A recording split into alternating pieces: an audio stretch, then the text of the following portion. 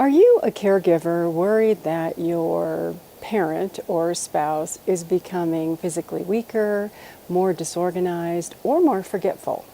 You know something's odd, but you just can't quite figure out what it is. Caregivers ask me all the time for signs that care is needed. I'll share the little signs that are so important to catch early on so that situations don't become worse. I'm Pamela Wilson. I solve caregiving problems. For the past 20 years, I have been on call 24/7, helping caregivers, aging clients, and solving caregiving emergencies. I know it sounds crazy. Aging adults deserve care. I'm sure you may have heard many times, they're old, nothing can be done. It's not true. Sometimes the healthcare system is just biased against care.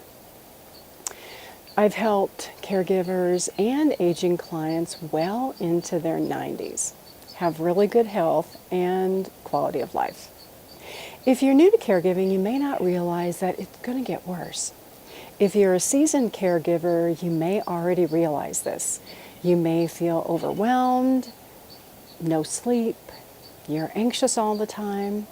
This is kind of your new normal. It's kind of like having a newborn baby and worrying about everything that can happen. So let me share some of the obvious and not so obvious signs that your parent and your spouse or family member may need some help.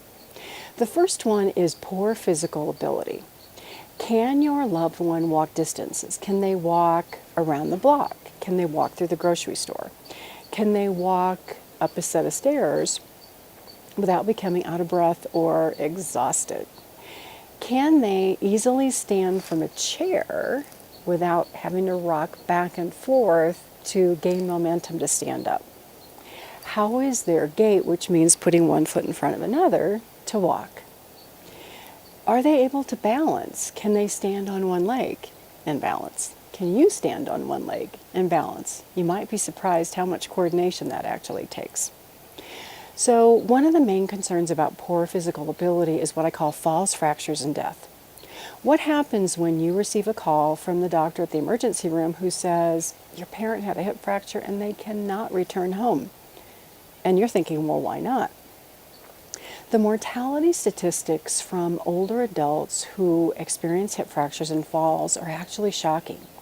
13% of older adults living in the community actually can't return home. 23% who live in assisted living pass away within a year. 30% of older adults who have dementia and live in nursing homes pass away within a year. So it's pretty shocking. So when something happens to your parent, like an accident, where do you think they'll live? Will it be in your extra bedroom? Number 2, main concern, appearance. So when you visit, are they wearing the same clothes that they were wearing last week? Do they have food stains all the way down the front of their clothing? Is there a body odor? Maybe of urine or bad breath. Maybe it looks like they haven't brushed their teeth in quite some time. And when you ask them the last time that they took a shower, do they say, oh, honey, it was just right before you came? And you're thinking, I don't think so. I don't think it was today, and it doesn't look like it was yesterday, and by the looks of your hair, I'm not sure it was even last week. Not bathing is a sign of 2 things. One, it could be a sign of dementia because maybe they're just forgetting that they didn't change clothes. Or 2, it could be a sign of physical weakness. So maybe they've gotten into the bathtub and actually got stuck and couldn't get out. Or maybe they tried to take a shower and kind of slipped and falled, and now they're scared to death of going into that bathroom to get clean. It's important to know which. The third sign is memory loss. 50% of older adults over age 85 actually have dementia and they're undiagnosed. Why is that? A couple of reasons. The older adult cannot remember to tell the doctor that they're forgetful.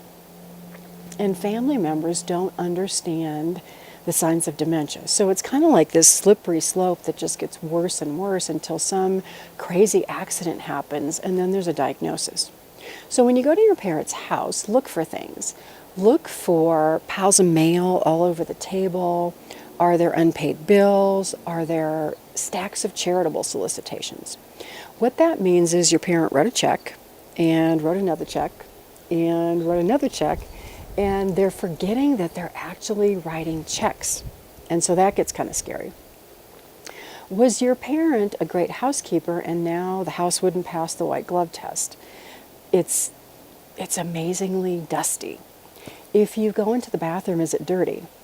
If you go into their bedroom, are the bed sheets stained? Are there piles of dirty clothes just everywhere? If you open the refrigerator door, is there food in there that's fresh or is it green and moldy? If you look at their prescription bottles and you look at the date of the last refill and the number of pills in the bottles, does it make sense, or is the bottle 90 days old and they're not taking their medications? If you pick up their telephone, are there missed doctor appointments? Are there burnt pots and pans all over the stove? Do they have bruises on their arms that they can't explain, which means they may have slipped and were trying to grab something to balance themselves? Have they lost weight? These are all signs that help is needed.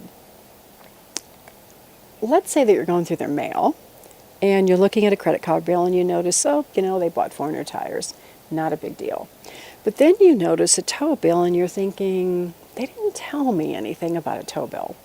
So you go out to the garage and you look in the garage and you see a car that is like, oh my gosh, it should be totaled. And you're thinking, how did mom and dad forget to tell me about that? Well, does this sound like your teen years? All the things you hid from your parents that they had to find out.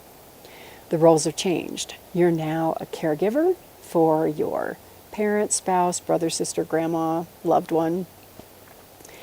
And it's time to get help. It's time to get help before the next thing happens that they forget to tell you about. Might be something like this. Oh, honey, that policeman let me follow him home from the grocery store because I got lost and I had no idea how to get back home. Or that fireman who picked me up off the floor, oh my gosh, he was so handsome. I fell and I couldn't get up, so I had to call 911. The last thing that you want are the police and the fire department visiting your parents frequently. That is a whole other caregiving catastrophe. It's for another video. I'm Pamela Wilson. My website is PamelaDWilson.com. I solve caregiving problems. If you found this video helpful, I'd appreciate a like or a love.